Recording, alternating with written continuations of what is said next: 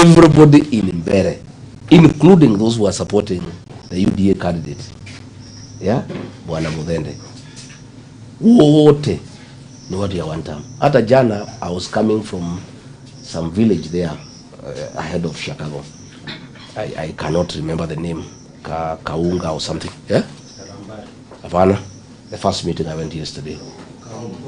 Kaungo. Yeah. And I think Bwana Soprano had another meeting somewhere else.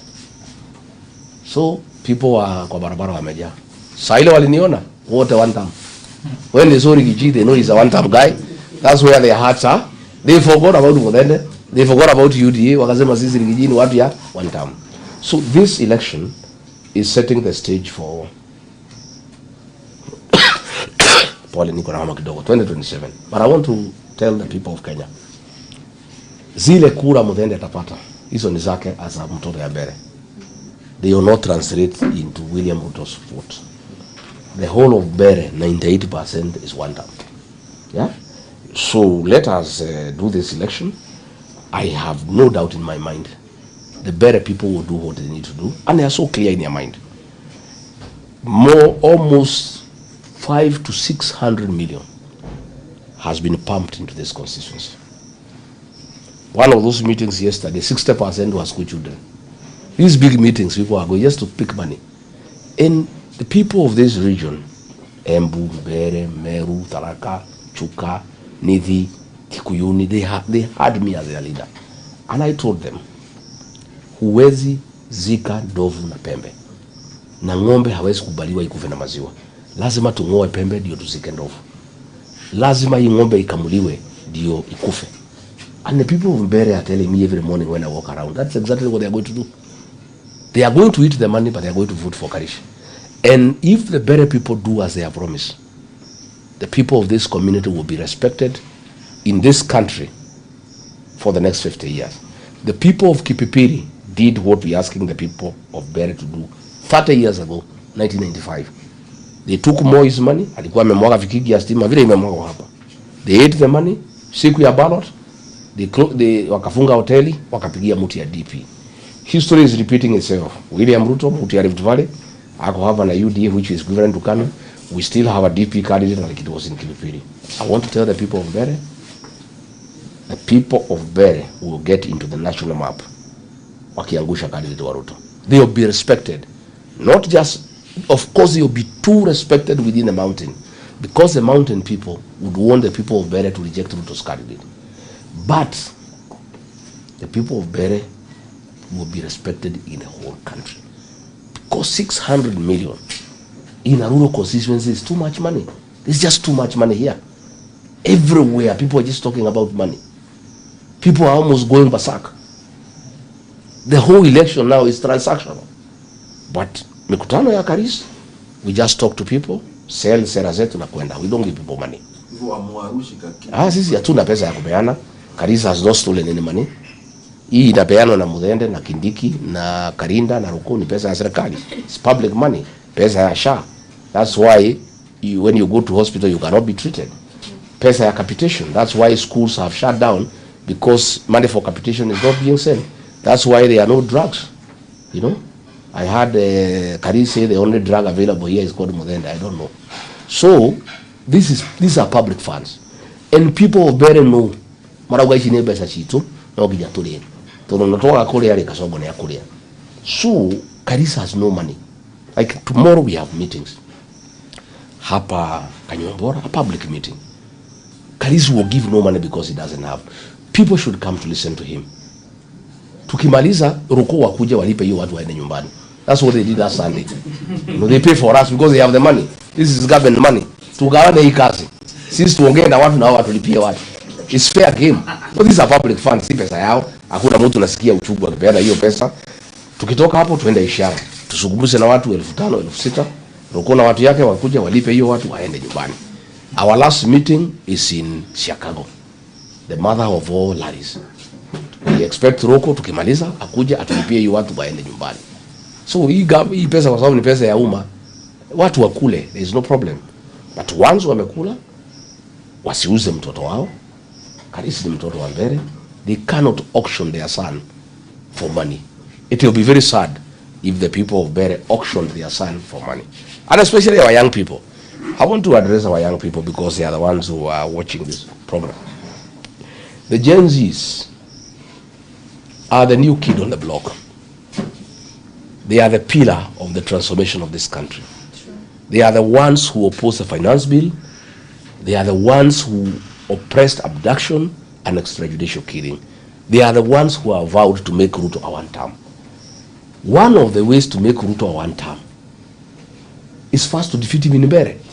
It will be very sad if our Gen Zs and millennials who have been saying they want Ruto to be one-term, then wapewe pesa kidogo na soprano 500 waende wachague mtu ya Ruto.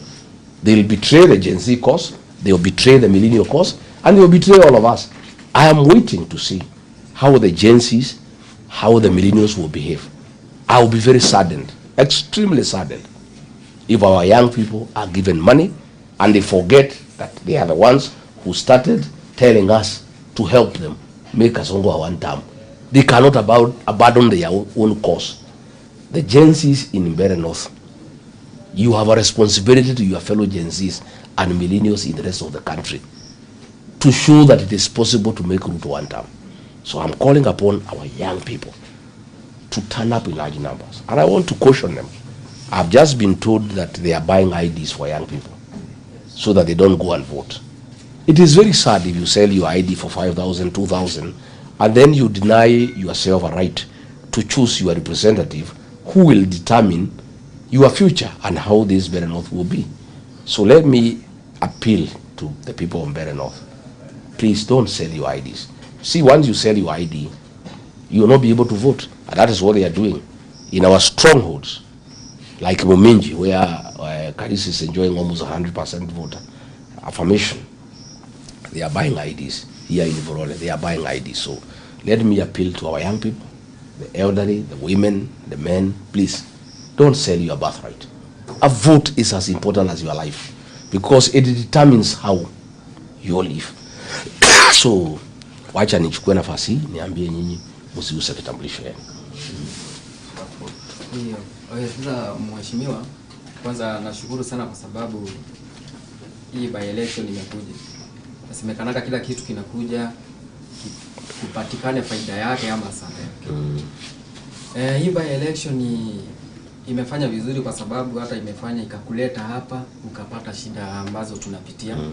Nimefurahi sana kukuona ukitembea ukiangalia Mogoka ambayo hiyo ndio tunatumia hapa kama green gold kwetu. So kwa sababu vile tunakusupport as in hii election by election vile tunapush to mheshimiwa Karishi apite, inaonekana pia tuna nafasi nzuri sana. Hivyo ndio pia wewe ukisimama kuwa rais tutakuunga mkono na upite na kura ambazo zitashangaza Kenya mzima.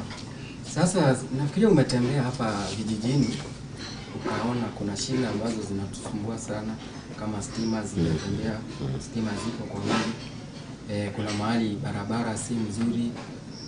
Vijana wengi ukiangalia zile kazi tunafanya hapa ni kama za boda boda.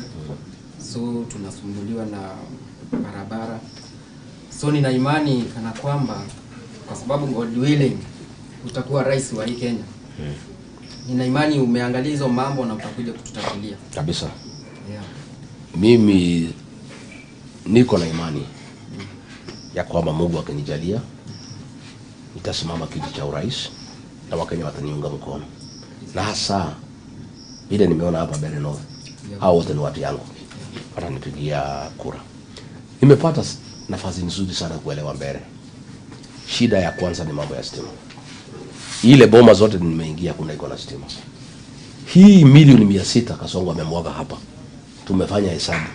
Ili tosha kuwekea kila Mbeere stima. Kila mtu akuwe na stima yake kuliko kutumia pesa hapa kuhonga watu. Nasikia? Shida iko kubwa ya barabara. Hizo barabara ya Gekuyari kwenda mpaka Ishara, Kasongo alipromise watu ya Mbeere. Hakuna kitu kinaendelea. Hizi barabara ni mbaya. Sasa nimesikia akina Ruko akisema msipochagua mtu ya serikali hakuna development. Ruko amekuwa kwa serikali mwaka 3. Kwa nini hii kazi haijafanywa? Hiyo ni uongo. Kwa sababu si alikuwa hapo. Kwa nini haikufanywa? Kwa nini sasa itafanywa saa hii? Unasikia mambo ya maji. Hii water project ya irrigation ya Kanyambora ilianzishwa na sisi Kariuki. Ruto akakuja akaanzisha tukiwa naye hapa kama rais. Na ni ukora mtupu kwa sababu mifereji imewekwa lakini hakuna intake. Njia ya kujenga maji unaanza na intake, unateremsha mifereji. Sasa hii ni mifereji inaanza ikielekea kwa intake. Ni ukora tupu. Unasikia? Mambo ya maji ya kukunywa. Ile kazi iko hapa ni ile Kivuti alijaribu akiwa mjumbe. Ile stima iko ni ile JB alijaribu akiwa mbunge. Mambo ya maji ya kukunywa na ya kulima. William Ruto alisema within 6 months akichaguliwa rais atajenga damu ya Kamomo. Haijaanza mpaka saa hii. Haiko kwa budget. Ni ukora. Ati ya kwamba mkichagua huyu mtu ya UD ati hiyo damu itajengwa. Hiyo yote ni uongo. Kwa sababu ile maneno yote rais amesema Kenya, kila mtu anajua ni uongo. Umesikia juzi anasema ati atafanya Kenya ikuwe ati kama Singapore. Sasa Wakenya wanacheka. Hii mtu within 3 years ameharibu Kenya, imeisha. Amekuja alikuta masomo tuliletewa na Mwai Kibaki, ameharibu. January hii watoto ya secondary wataanza kulipa school fees. Secondary school education iletwa na Uhuru Kenyatta, ameharibu. Primary education tuliletewa na mzee wetu Mwai Kibaki. Hiyo pesa hakuna ya capitation. Hiyo pesa ndiyo anapatia Kindiki kusunguka kuhonga watu. Mambo ya Linda Mama ililetwa na Uhuru Kenyatta. Akina mama hapa wakienda kujisaidia wapate mtoto hawapati usaidizi. Biashara ameharibu. Mambo ya mgoka ameharibu. Mambo ya miraa ameharibu. Mambo ya maembe ameharibu. Within 3 years ameharibu Kenya. Sasa naambia wa Kenya ati apewe nafasi ati atafanya Kenya ikuwe kama Singapore. Huyu Ruto mkimpatia nafasi nyingine, hii Kenya itakuwa kama Somalia. Labda hii aliona kama ni Singapore lakini ni Somalia. Unasikia? Sasa hii uongo yote iko hapa na Kindiki. Kwake huyu Soprano. Kwake hakuna barabara. Uliona madarasa kwake. Ni aibu. Hajafanya huko. Kwake lazima uende na helikopta. Huwezi fika kwake, hakuna barabara, na amekuwa senator mwaka 10, amekuwa waziri mwaka 2, amekuwa deputy president ya kuwekelewa kwa sababu hakuna mtu alimpigia kura mwaka 1, 13 years hakuna kitu amefanya. Ati anakuja kuambia Mbeere atawaletea development. Mbeere hapana, watu wajinga. Mambo ya Ruto na serikali ni uongo mtupu. Ile development itapatikana Mbeere, itapatikana kukipatikana mjumbe wa opposition. Huyu Gitonga Mkunji, mjumbe wa Manyata, peke yake ndio anapinga William Ruto. Kwake barabara inaendelea. Hiyo ndio dawa ya William Ruto. Anafanya kazi pahali anapingwa. Ukienda Nyanza pahali alikuwa anapingwa na hakupigiwa kura, barabara za lami zinaendelea. Stima inaendelea, maji inaendelea. Dawa ya hii Kasongo ni kupingwa. Ukimpinga analeta maendeleo. Sasa mimi naomba watu ya Mbeere, when there was a problem in this county, a abduction, Gitonga Mkunji ndiye aliongea peke yake. Finance bill, Gitonga Mkunji ndiye aliongea peke yake. Mambo ya Muguka ilipopangiwa na mtu anaitwa Owen Baya na ni mtu ya Kasongo, atiambie watu ya pwani wabane Muguka isiende coast, Mkunji ndiye alipinga, ndio hiyo maneno ikakuwa cancelled. Sasa wale wengine wote Karinda, Mundegi, Engineer Muriuki, Daboen, Karemba walinuliwa na Kasongo. Ilibaki Mkunji peke yake. Anangangana na kaunti nzima. Mimi naomba watu ya Mbeere North watupatie mwingine moja wasaidiane na Mkunji. Ndio Karisa ngangane hapa Mbeere South na Mbeere North kutetea wananchi, kusukuma maendeleo yao. Naye Mkunji ngangane pande ile nyingine. Lakini nikwambie, mkichagua mtu ya UDA, huyu atakuwa ni mtu ya Yesa ya Ruto. Akiambiwa SHA inafanya kazi, Yesa. Akiambiwa watoto wapigwe risasi mguu, Yesa. Akiambiwa hii, Yesa. Sasa lazima watu ya Mbeere North wachague MP wao. Leo huyu Muriuki Gachaguas pale walikuwa wameita walimu pale St. Peter. Hata saa hii wako hapo wanangojea pesa. Wanapiga kelele hapo. Walikuwa wameambiwa atapewa 10,000, ile walipewa huko State House. Wamepewa kila mtu 3,000. Wakauliza ile walimu Ruto aliita State House aliwapatia 10,000. Kwani sisi wa Mbeere umetushukisha bei, mnatupatia 3,000 tuongezwe 7,000. Unasikia? Hawa walimu, na mimi nataka kuomba walimu wa Mbeere, tutashangaa sana kama mmehongwa na Kasongo na 3,000. Mwende ati mtafutie mtu yake kura, na nyinyi amekata nyinyi pesa ya SHA na hakuna SHA, amekata nyinyi pesa ya housing, hakuna kazi nafanya, CBA yanyu haijafanyika, CBA yenu haijafanyika, pesa ya capitation kwa shule hakuna. Itakuwa ni aibu ati walimu wa Mbeere wale ambayo wameumizwa na hii serikali ya Kasongo, their payslips have been raided, ati wamepewa 3,000. Just how cheap do they think our teachers are? Our teachers are professionals. Most of them ni watu wako na degree, wako na diploma. Ati wanaitwa pale wanapewa kila mtu shilingi 3,000. Sasa huyu Muriuki Gachaguas anasema ati huyu Muthende ni government project. True. That is not a representative of the people of Mbeere. People of Mbeere want their own representative. Lazima wachague kiongozi ambaye atafanyia Mbeere kazi. Hawezi chagua mtu ya serikali akuwe mwakilishi wao, kwa sababu serikali kazi yake saa hii ni kufinya watu. So itakuwa ni mambo ambayo haifai. Serikali na kufinya, unaambiwa hii mtu ni project ya serikali, chagua ile mtu ya serikali ambaye inafinya wewe. Lazima uchague yule atakinga wewe usifinywe na serikali. Na yule mtu atakinga wewe usifinywe na serikali ni huyu Karisa, kwa sababu hako na upinzani. Na upinzani kazi yake ni kupinga. Nikuulize leo mimi kama singetolewa kwa ofisi, kama ningekuwa niko na Kasongo, mzee Raila amepumzika, ambaye alikuwa anasaidia kupinga. Nani angekuwa akipinga ile maneno iko Kenya? Si tungekaliwa vibaya sana. We need strong opposition for good governance. We are asking the people of Mbeere North watusaidie pia sisi kwa upinzani, watafute candidate ambaye atatusaidia kutetea watu ya Mbeere North. In any case, huyu Karisa is not a newcomer. Nimeangalia CV yake, ako na diploma in community development, ako na degree in community development. He is proven and tested. Alichaguliwa mwaka ya 2013 Mumenji. When he came in, there were no roads. He opened up more than 50 kilometers of roads in Mumenji. Mambo ya maji ameweka kwa tap, na kule hakuna ameweka kwa water kiosk. Mambo ya basari amegawa vizuri. When alimaliza tamu ya kwanza, watu wa Mumenji wakasema huyu MCA ametosha, wakamrudisha tena. Akafanya another 5 years. Wakamrudisha tena. So huyu ni kiongozi ambaye he is tested. He has worked and people have seen his work. How do you leave somebody who is tested, uchague mtu hujui, ajulikani, kazi yake haijaonekana?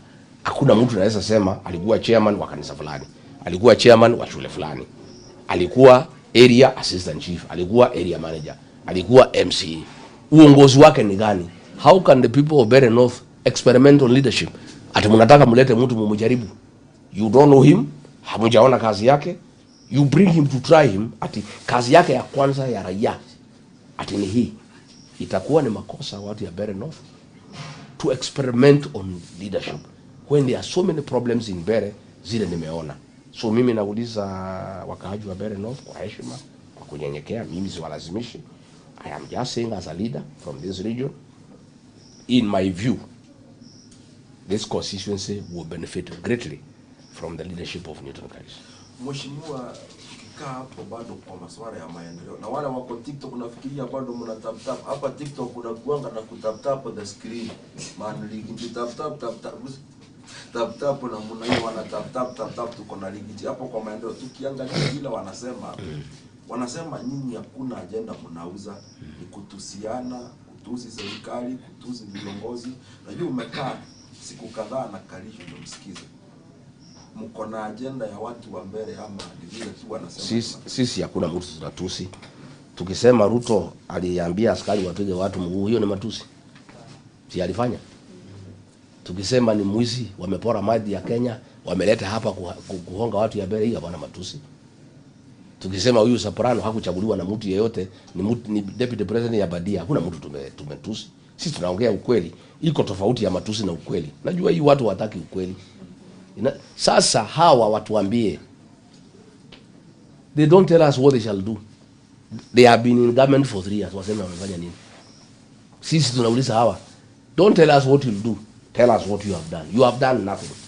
So don't cheat the people of Mbeere ati kuna kitu utafanya. Utafanya nini? Iko vikiki imemwagwa hapa stima, vile ilimwagwa Kipipiri, hakuna stima imewekwa. Na inawekwa imeletwa kwa sababu ya siasa. Mbeere North and Mbeere South are one people. They are twins.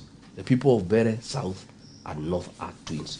And you know, ukiwa na mapasha, ukipatia mtoto mmoja mkate lazima upatie yule mwingine. Why are they not giving hizo vikingi kwa watu ya Mbeere South? Kama si kudanganya watu ya Mbeere North ndio wapige kura.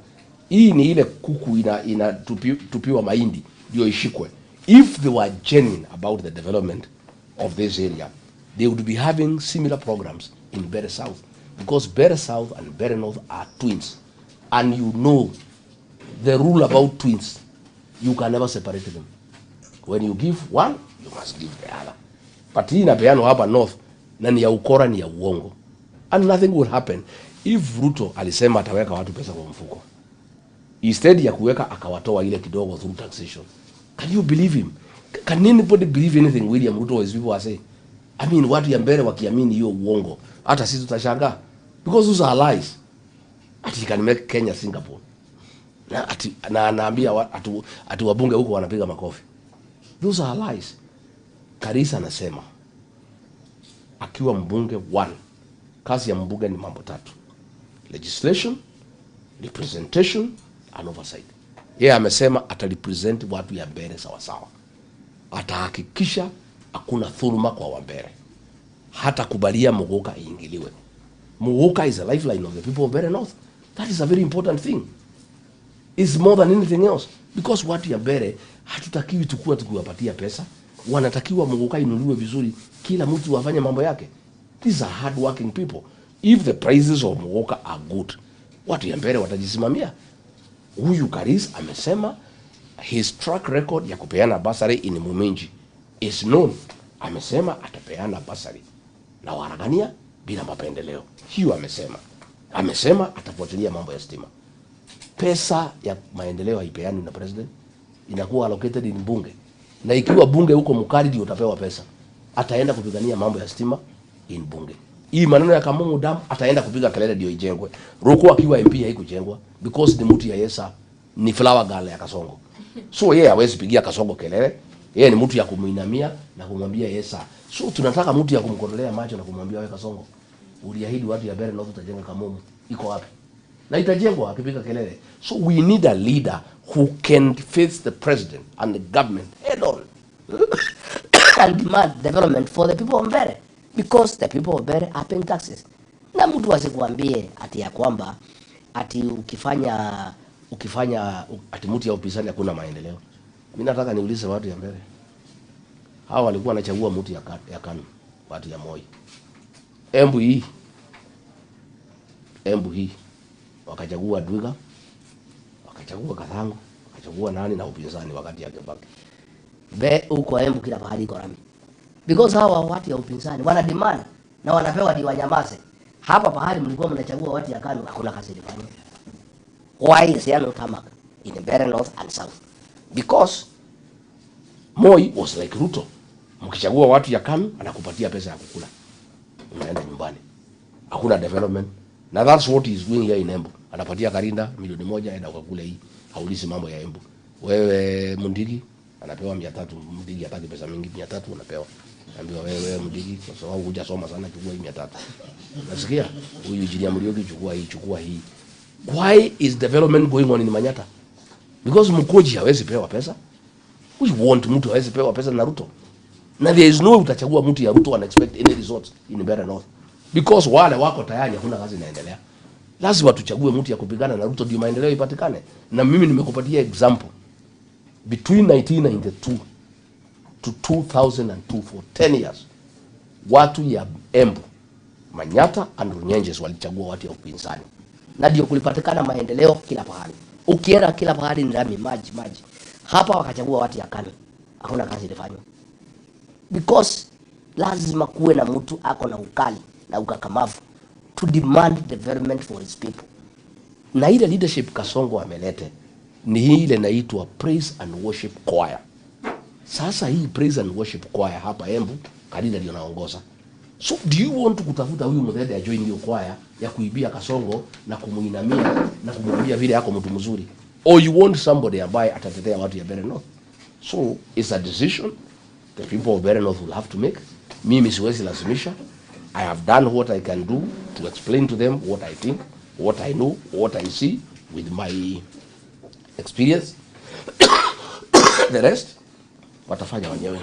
Before I bring on board my two colleagues, former DP, the same government you talk in is the same government that you campaigned for. We saw you in economic forums and so many other things, committing, telling people to go the same Ruto, who you call Kasongo, nowadays the other day I had you calling Revenge.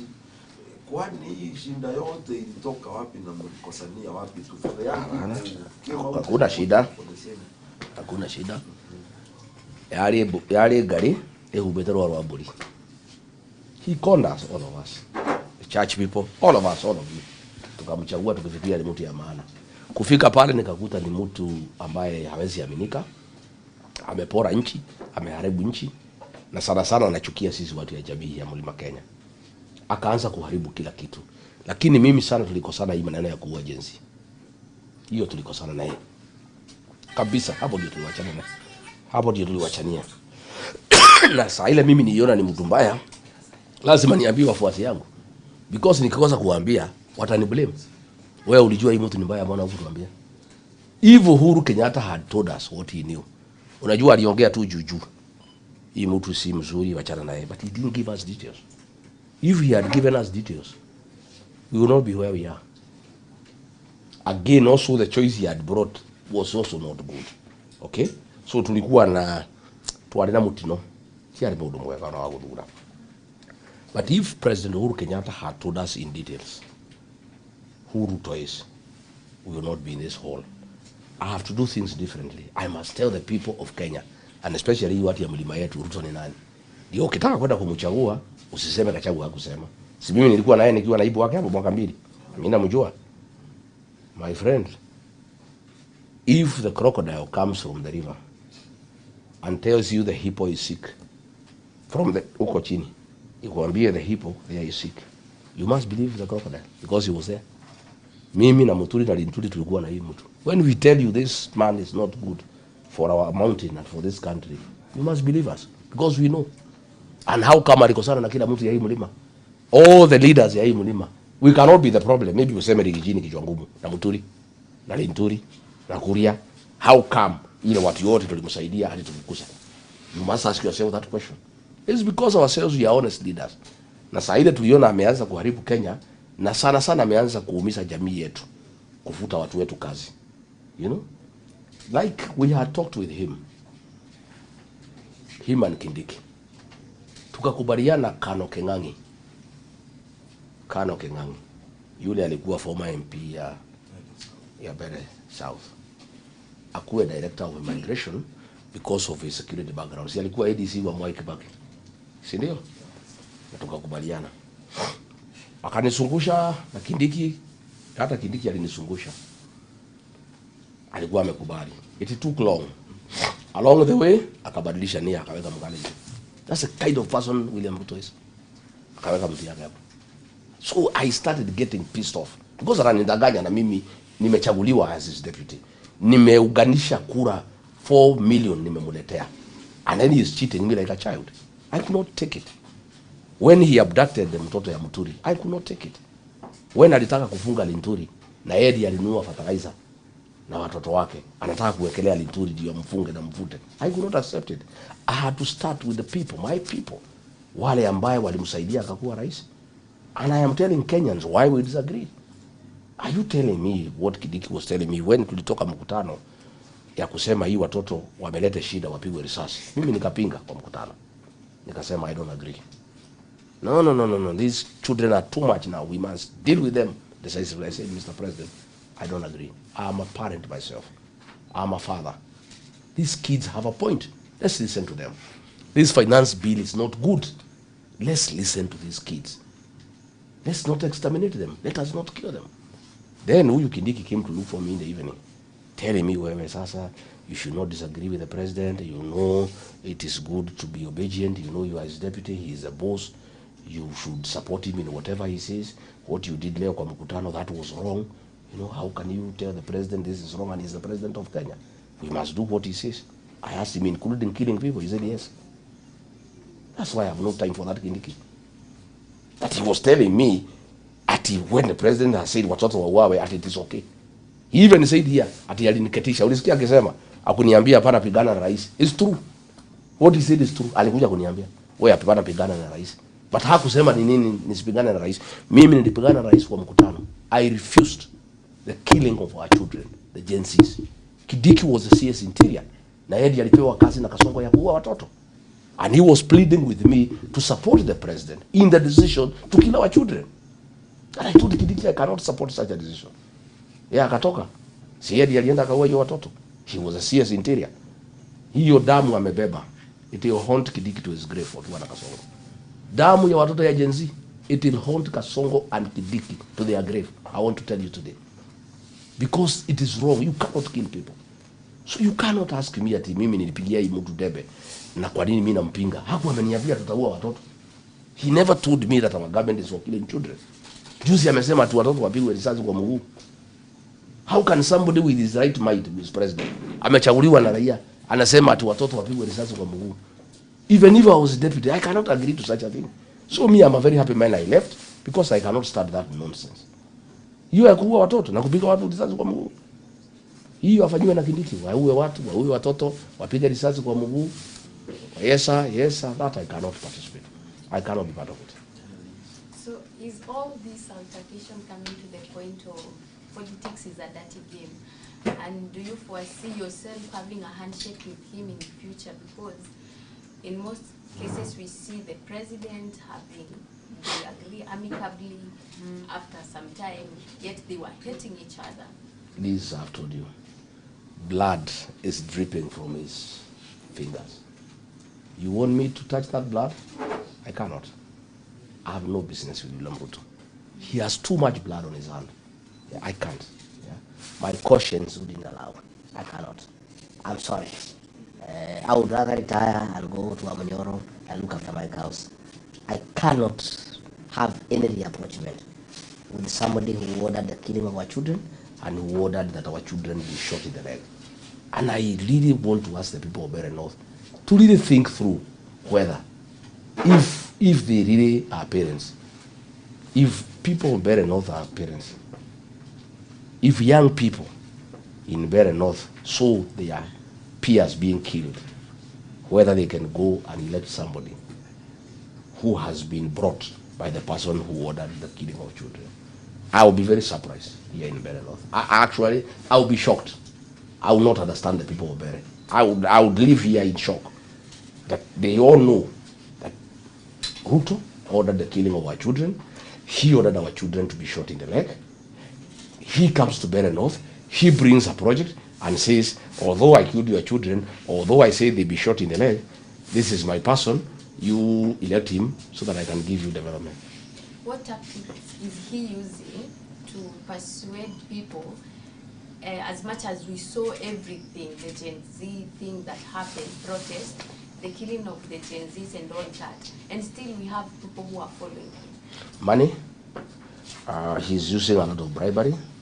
But the way I know this mountain, I don't know about other areas. People will take the money, but they will do the right thing. That I know. Okay. I am waiting to see the way the people of Mbeere North will behave.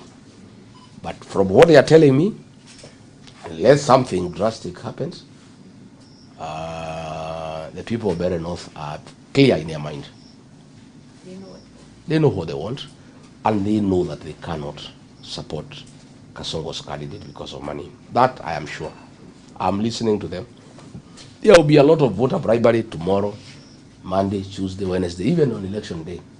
I want to ask the people of Mbeere North not to be bribed with money, stolen money, ill-gotten wealth, money with blood of their children, to sell their own son, Newton Karish. Let the people of Mbeere dignify the Mbeere community. Now the Mbeere community are not cheap people who can just be persuaded by bribes by William Ruto. I think the people of Mbeere North, all the rest of us from the community and from the country, to demonstrate that they are not cheap. They have a responsibility. And I want to ask our young people to lead by example. Wengi wa vijana ambao tizama siku leo na wako TikTok pia hapa wana maazimio ya kusimama katika uchaguzi mkuu ujao. Upo hapa mbele una support Newton Karish ambaye alianza kuimba kitambo kile hata kabla hatujazaliwa. Hawa vijana ambao wana yale maazimio, vijana wadogo miaka 30, miaka 20, wanapoona ukisupport mtu aliyezidi kwa umri, what surety will they take home kuwa ile wakati ikifika watachezwa chini? Hakuna mtu atawacheza wajitokeze. Hakuna kijana alijitokeza.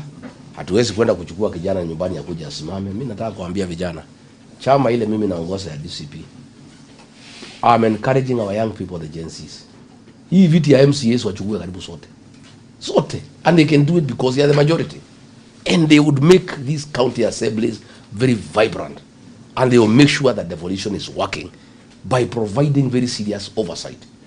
Kama hapa Embu, Karinda in the last 3 years amepewa 25 billion. There is no work she has done here in Mbeere. I'm sure with the young Gen Zs wakiwa ma MCA, they will keep her on their toes. So I want to assure our young people, our party, the DCP, will have candidates in Mbeere, in the whole of Embu. This one, we left it to DP because it was negotiated. And we did it for a good reason. After the senior elders in this community, then Kivuti and JB Muturi, after consultation with the locals, it was agreed that Muminji needs to be given a chance because 4 MPs have come from Ndawa, 3 MPs have come from Ivorole, and Muminji has never had a chance. Again, the people of Mbeere North wanted somebody tested, somebody who has a proven track record. And it was the feeling of the people of Mbeere North that Newton Karis is such a candidate. So they asked me to step down our candidate, and I did. You know, and I'm asking, we have nothing against Mbowe, Kivui. It's only that his impact is minimal. It's a 2-horse race. And I will ask his supporters, those who are one term, to really shift the support for Newton Karis, because Boy doesn't have a big chance. That is the truth. I'm on the ground also. We are asking around. And there is no need to waste a vote. And in fact, if Boy did not stand, this election would have ended even before it started. We don't want Boy to divide the vote in Ivorole, which is heavily Newton. But his candidature is just creating confusion. But I want to assure the people of Mbeere, the people of Embu, DCP is a serious national party. Although we gave in to this seat, that does not mean that we shall not have candidates in the next general election. So, and our young people, I'm encouraging them to join DCP and to offer themselves for election. Before we finish, Smart Boy, you've mentioned that you're on board Reni Kivuti, former senator, former attorney general, JB Muturi. One of the clan issue in Mbeere which has played fact in so many elections, one of the clan issue formerly. I think we are, the political involvement in Mbeere is improving every day. The clan issues was there the years before. We are making good progress to make the campaign issue-based and proven track record. I believe the people of Mbeere, irrespective ni wa mvirika gani, anataka mtu ambaye anaweza fanya kazi. Huyu Karis kazi yake imeonekana. So I think that matter, with time, it will go away, na inaendelea ikipimika. It is diminishing pole, and I think people will look at the quality of the candidate and decide that he is able because he has a proven track record. We've also have not seen Reni Kivuti in your campaigns for some days. His whereabouts? But you are aware, my friend, that Reni Kivuti lost his mother on Tuesday. He was with us on a campaign trail on Sunday and Monday. Then he lost his mother. I think it will be too much to ask somebody who has lost his mother to join in the campaign trail. I think it's a bit insensitive. We did allow him time to mourn his mother and also to plan for the funeral, which is on 29th. But you are aware, if you have been following us, he has been addressing the voters through a telephone. Yeah. But he is with us. He is for Newton Karis. He is one term. We are all working together. Okay, yangu ni machache kuhusu viongozi hapa. Kwa mfano, tumekuwa kama saa hii tutapitisha nani tunakarishi. Tuna imani utatuhakikishia kwamba serikali itaweza kununua aweze kutusaidia, kwa sababu ukiangalia kama hapa nini Roko alikuja katusaliti sana. Tulimchagua vizuri. Na zile miradi ambayo ilikuwa imepitishwa hata na Reni Kivuti, yeye ndiye amekuja hata kuipiga. Kwa sababu ukiangalia kama hii inaitwa Kamomo Dam, sasa hivi kuna rumors that imekanzuliwa ikapelekwa Dosi. Na sasa yeye ndiye ametia sahihi. Wameongea na Karinda. They are trying to move the dam from here. Yeah. And that is why we want an opposition member of parliament. Mkichagua mtu ya Ruto itaenda. Because huyo ni mtu ya Yesa. Kamomo Dam will just disappear. But if you elect an MP, because this dam was designed, budgeted for, You only need a tough member of parliament who is not a yes sir person to William Ruto. And if Karis is a member of parliament, I can assure you the dam will be built. If he is not, Karida will move it wherever she wants to move it. Hivyo ndio tunataka sasa tuhakikishie na kwamba utakusikia kabisa asija kanunuliwa kwa sababu Ruko ametuangusha sana. I don't think anatupiga wakiwa na Karinda. I don't think Karisa kanunuliwa.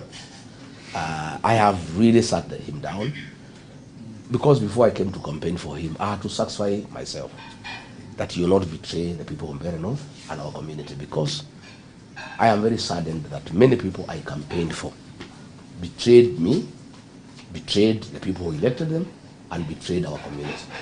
All these characters who are with Ruto. Karinda, I'm the one who campaigned for her. She was in trouble from Lene Kivuti. I came to Ebu 9 times to campaign for her. And she abuses me today. Had I not come to assist her, Lene Kivuti would have been governor. And I apologize to the people of Embu. I wish I had not come, because she has been a disaster to the people of Embu. All these characters, that Roko, Uyu Morioki, all these people, Mundigi, I came to campaign for them. So when I was requested to come and support Karis, I did some due diligence because I don't want to be embarrassed. I don't want to lose face before the people of Mbeere North. I come, I campaign for him, and then he is elected, then he betrays us. And after talking to Karis and also taking time to research on who he is as a person, I can confidently tell the people of Mbeere North that Newton Karis is a patriot, he's a good man, he's principled, he cannot betray the people of Mbeere North, he cannot betray the Mbeere community, he cannot betray the mountain people, and he cannot betray the people of Kenya. I ask the people of Mbeere North to give him a chance. The issue of kingmanship in politics is so much na inaongewa sana. Hapa Mbeere mko viongozi wawili, kuna the current deputy president Kindiki yako hapa Mbeere yuko. At the current deputy president, do you know the constitution of Kenya? How is a deputy president elected? How is a deputy president picked? He's elected besides the president. So that fellow you are saying, who elected him? Did you elect him yourself? No, did you elect him? Don't talk about that fellow to me. That's an employee of William Ruto. I have nothing to do with him. He cannot be in competition with me. I am elected, my friend. Yeah. The people of Mbeere North elected me. I'm the person they know. So who should the Mount Kenya people among them? I don't know. Ask the people of Mount Kenya who they trust. Me, they have shown trust by electing me. Who elected that character? But how easy? Was he on the ballot? He wasn't. So let's not go into that. Please, let's concentrate on useful things. These are pretenders to the throne, and there is no need to spend time on such characters. You know, these are employees. Just like a CS or a PS or a county commissioner, we don't want to discuss them. These are Ruto's employees who are all over. You know, they are all over trying to change the people of Mbeere from electing the person they want to electing someone else. I don't want to spend time on employees of William Ruto. I face William Ruto himself. He is the one who should face me. Yeye ndiye akilo zangu. Hao wengine ni wafanyikazi wake. But going into the future, should the young people wenye walisema walitoka maandamano wakaandamana wakasema we are leaders hatuna kiongozi, should they in future trust you kuwaonyesha mwelekeo ni huu tutapitia? But hao vijana wetu, they trust me because when they were in trouble, when Ruto ordered that they be exterminated by Kindiki, and they were being killed like rats, like chicken, regarding Gachaguas, Rigiji, is the only Kenyan who had the guts to tell William Ruto off and tell him, no, you cannot call our children criminals. These are our sons and daughters. Keep off. That's why the young people trust me. They know in this journey, one guy who is trusted, who is courageous, who doesn't give a damn, is Rigiji. The young people trust me because when they needed somebody to stand with them, I was there. When at their lowest moment in life, when they were being hunted like rats, they were being slaughtered like chicken by Ruto and Kindiki, I stood for them. I said, no, you can't do it. So the young people of this country, not just here in the mountain, know that Rigiji is a courageous man, he's a principled man, he loves young people, and he will do whatever it takes to stand with them. The young people trust me. And I'll never disappoint them. I'll never let them down. So there was this emerging issue in Embu. The University of Embu students, their school fees was high, and most of them, they were unable to get the exam card if they are supposed to be sitting for the exams on Monday. And you can't sit for the exam without completing your school fees. So what's your take on that? You know these students, Mwai Kibaki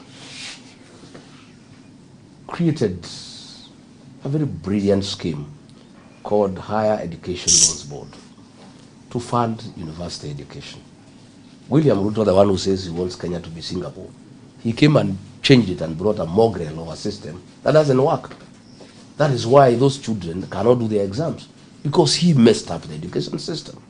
You know, this money that was meant to help our students in universities and pay lecturers, this is the money that Ruto and Kidiki have diverted to Mbeere, to Malava, to Magarini, to Banisa for campaigns.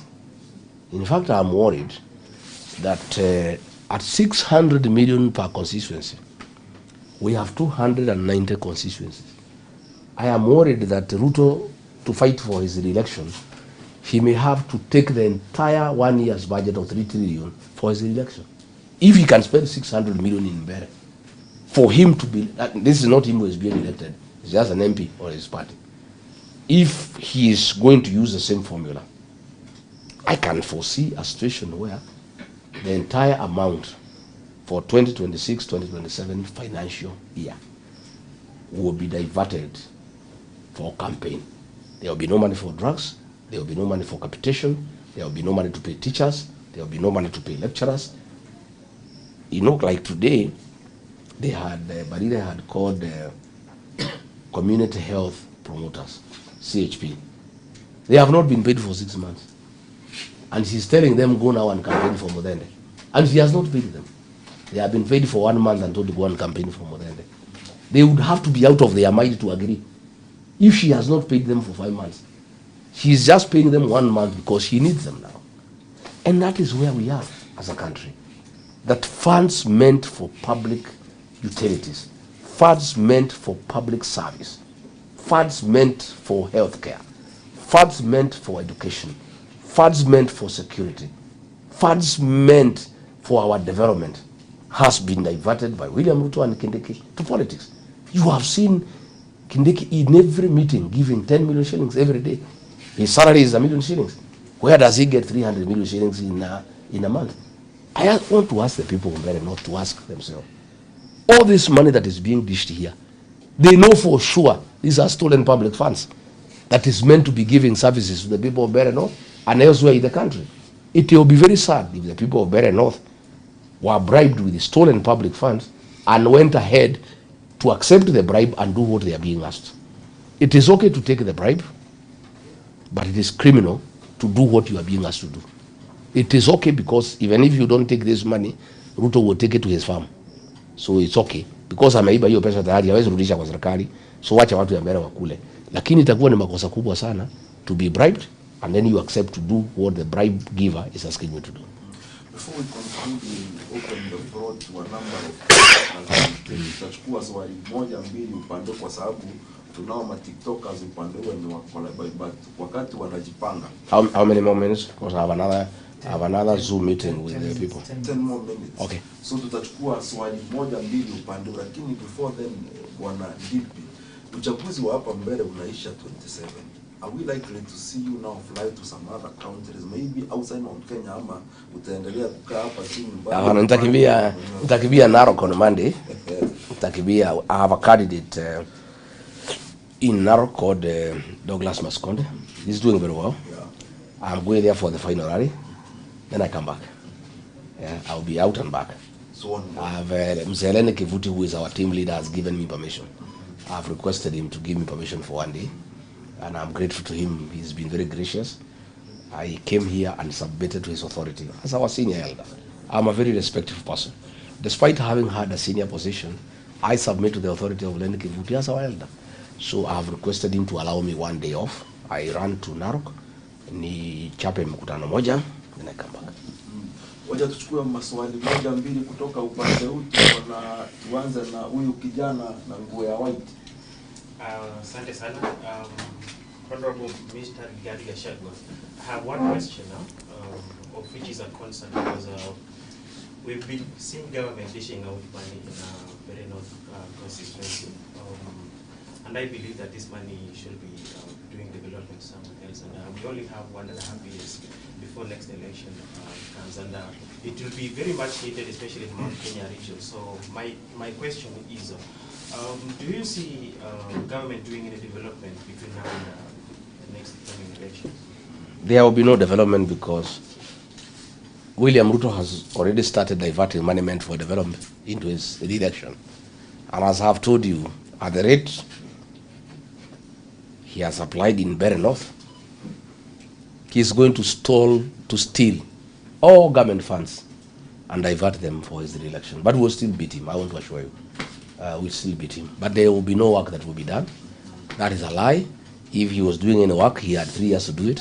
There's nothing he has done here in Mbeere North. Nothing. And these people who are going around should tell us what they have done. They should not tell us what they'll do. Let them tell us what they have done. They have been in government. Karis can say what he'll do because he was not a member of parliament. But for the government people who are here accompanying Wadende, let them say what they have done before they can say what they shall do. Ingine moja kutoka kwa huyu anaitwa Babu wa Dallas. So Mr. Rigathi, for this opportunity. So swali langu ni juzi kumekuwa na fununu about reshuffle ya CSs, na kuna list ilitokea ya fununu, na mojawapo kwa hiyo list alikuwa Gideon Moi, na pia kwa hiyo list kulikuwa na askari wako ambayo ni Senator Medho. Pengine umeweza kuongea na Medho akakuhakikishia kama ameweza kuzungumziwa na rais kuhusu yeye kupatiwa kiti ya CS ama? Hiyo ilikuwa propaganda ya National Intelligence Service. Medho is one of the most principled leaders in the mountain region, and is a man I want to tell you who cannot work with William Ruto. They have tried to look for him. Medho is not available. None of my team, it's just like Mokonji, they are not available. I want you to add me Karis so that I can have such soldiers who cannot be bought, who cannot be enticed by simple things. Why would anybody want to be a CS for Ruto and he's on his way home? This guy has only 1.5 years to go. Unataka kujipaka matope ya nini? Tuchukue ya mwisho pale ili tukubalie naibu wa rais kwenda kufanya. Halo, kwa majina, halo mheshimiwa naibu wa rais. Kwa majina naitwa Kevin Mwenda, naongoza mrengo wa vijana unaitwa Sisi Sasa. Swali ya kwanza, tumesikia tukiahidiwa kwa mara mingi pale Ishara ambako tutajengewa KMTC Ishara. Tumeahidiwa na mheshimiwa rais William Ruto mara zaidi ya 4. Na hiyo tukienda pale ni White Elephant, ni buildings ambazo ziko hapo. Swali ya pili, naibu wa rais, sisi kama vijana katika chama yako ya DCP, how are you going to involve us, because we feel like you want to be darling with the DCP? How are you going to involve young people? Thank you.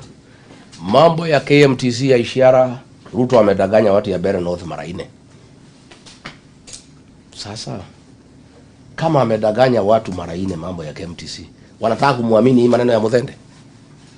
He has called them 4 times. Atajenga KMTC wakiwa na Gachaguas. Akasema within 6 months atajenga KMTC. Hakuna dalili, there is nothing, kuna kitu itajengwa. Huyu mtu ni muongo. He's a liar, he's a conman. So do the people of Mbeere North still want to trust him after all these lies? Amedanganyana mambo ya Kanyobora Water, mambo ya Kuyari Ishara Road, mambo ya Siandia Road, mambo ya MTC, mambo ya Kamumu Dam. If he has cheated the people of Mbeere 4 times, do the people of Mbeere still want to trust him that wamchagulie mbunge ati ndio kazi kuja ifanyike? Number 2, DCP party is a party of the young people.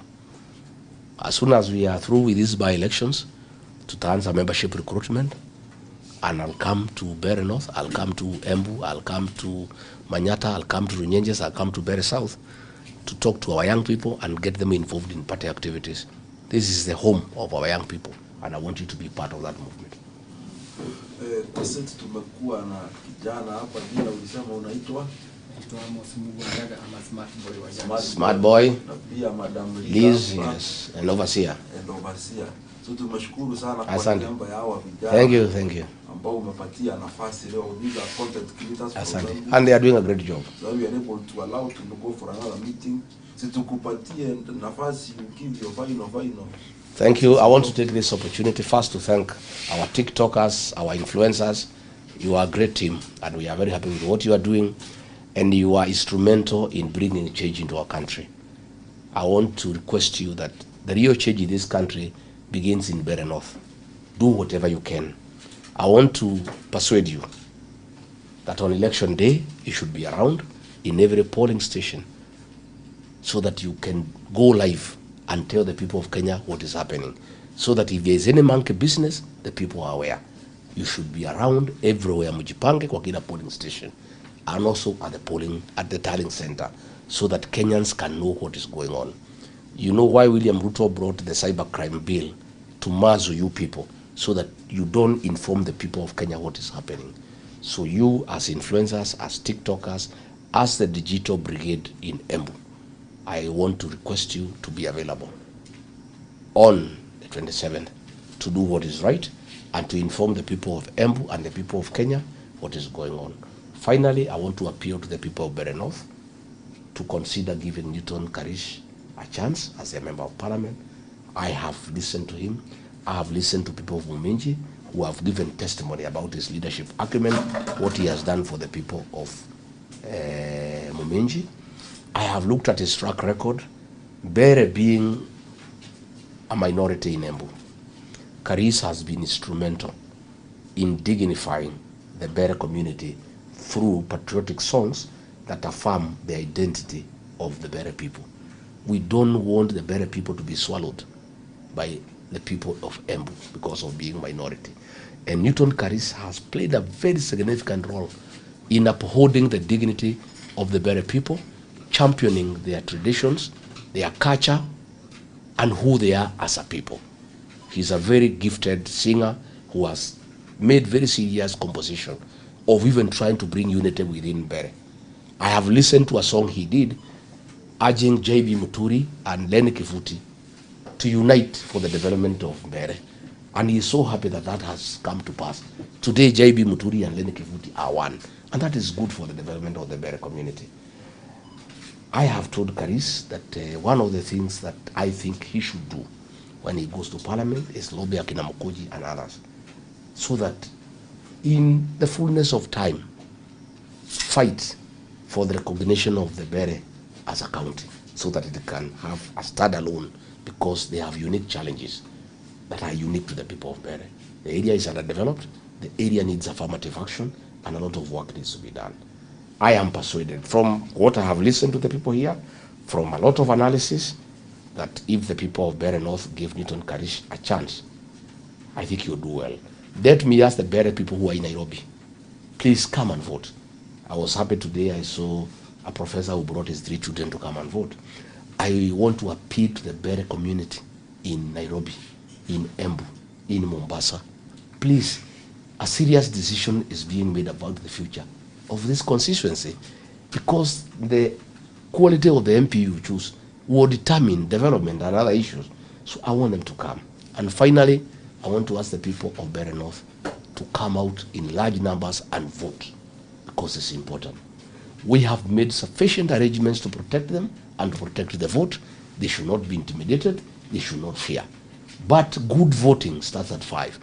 I'm requesting the people of Mbeere North as early as 5. They should be on the queue, so that by 9:10, most of the votes have been cast, and in the evening they'll be able to know they are member of parliament. Asante sana. Tunashukuru sana. Asante sana.